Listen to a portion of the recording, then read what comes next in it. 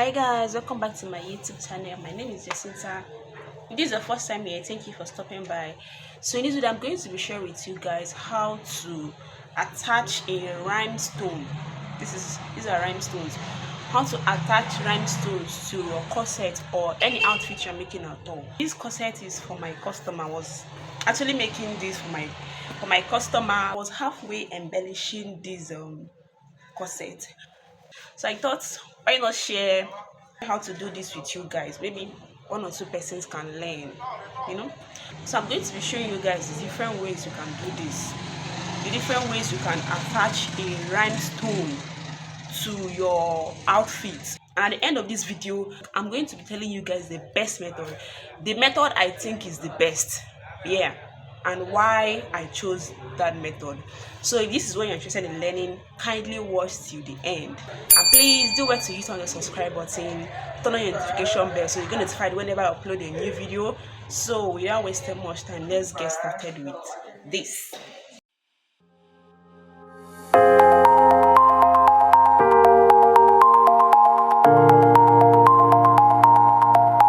So these are the rhinestones I'm going to be using. It's round in shape and the bottom is made of metal. And also at the bottom, it has holes. As you can see, it has holes where you can pass your thread and needle. These rhinestones has different shapes, colors, sizes. I'm going to be using this one for this video. First method is the liquid gum method. I'll be using this B6000 liquid gum because one of the most strongest liquid gum that fashion designers use for their appliques and other embellishments. I'll be using this piece of fabric in place of my outfit. So to attach your rhinestone using this liquid gum, what you will simply do is to apply a little bit by pressing the body of the gum like this. Just a drop is okay, because if you do it too much, it will ruin your outfit. After applying the liquid gum, we are going to wait for a few minutes so that the gum can dry a little bit before placing your rhinestone on top of it. While waiting, you can apply the liquid gum on other parts of the outfit that you want to attach the rhinestone. So for this method, what you will simply do is to apply a drop of the liquid gum, then you wait for some time and then you place it carefully. You place your rhinestone carefully on top of it like this and it will gum perfectly. The second method is the candle gum method. Most people use the electric gum applicator to melt this candle gum because it's much easier, and they also prefer it to the liquid gum method because this candle gum is stronger than the liquid gum. So what they do is to put the candle gum inside the gum applicator and then plug it and it will melt automatically. But I don't have that here. I'm going to be using a lighter to melt this gum. So to use this candle gum to attach your rhinestone to your outfit, what you simply do is to melt your candle gum either with the gum applicator or with your lighter like this. And when it melts, you're going to apply a little bit of it on your outfit and place it immediately on your outfit. You don't have to wait for it there because when it dries, it's not going to gum. Because this candle gum, when it dries, it's going to be strong, just like the way it was before it melted it. When you melt the candle, you place your rhinestone on it immediately so that once it dries, it will hold the rhinestone to your fabric, just like the way you see me doing. So this is how you continue doing it if you're using a candle gum till you finish your embellishment. Like I said, most people prefer it to the liquid gum because it holds embellishment and other things more than the liquid gum. Another method is thread and needle. You can either use a fishing thread and a beading needle, or you use a normal sewing thread and the normal hand needle. But for the normal hand needle, because the hole on these rhinestones are very tiny, you cannot use the big hand needle. What you will need is the small hand needle.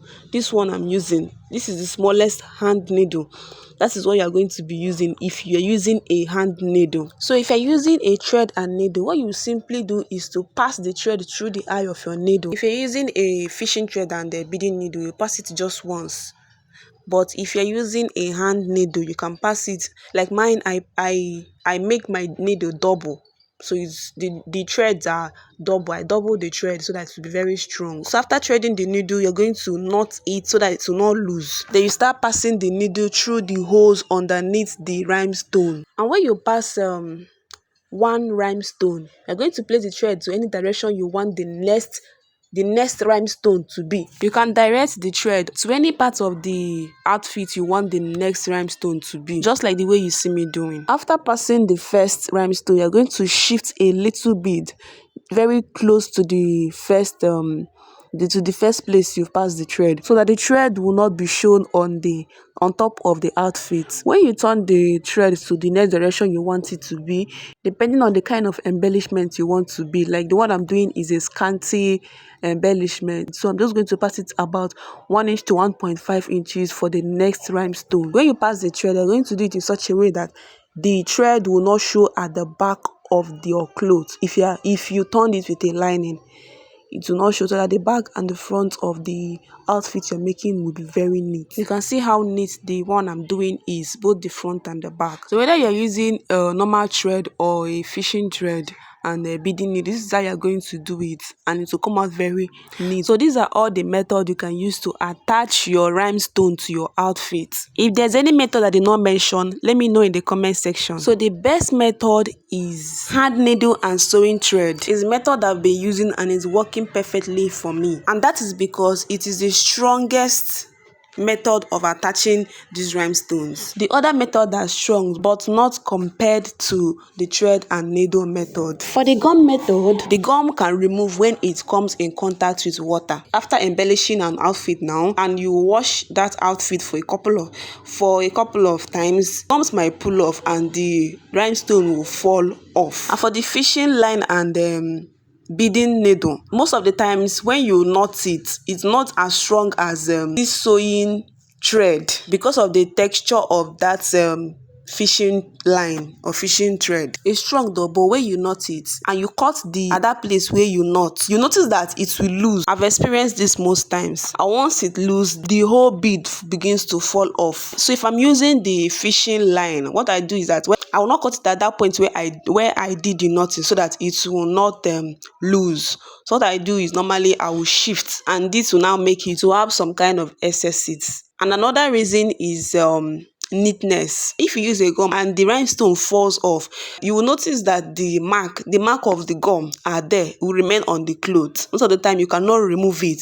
The mark of the gum will remain on the clothes, and most of the time it will just damage the clothes. You will not have any option than to dump that clothes.